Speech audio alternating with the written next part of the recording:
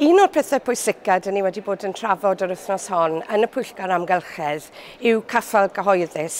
Pob tro mae corff gyhoeddus yn rhoi contract mas ar gyfer nwyddau neu gwasanaethau, mae rhaid iddyn nhw gadw at set o rheolau.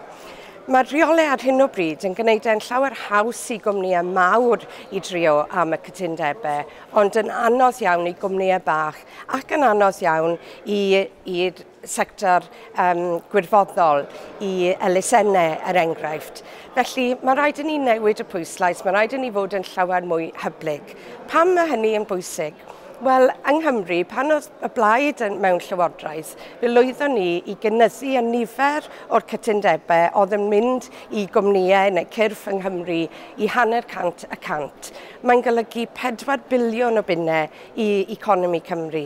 Fe taswn ni'n gallu cynyddu'r ffigur yna i 75%, bydde fe'n golygu biliwn yn ychwanegol yn dod mewn i'r economi. Dwi wedi croesawu hefyd yma yr wythnos hon cynrychiolwyr o'r sector gwirfoddol yn cynnwys o'r WCVA yng Nghymru.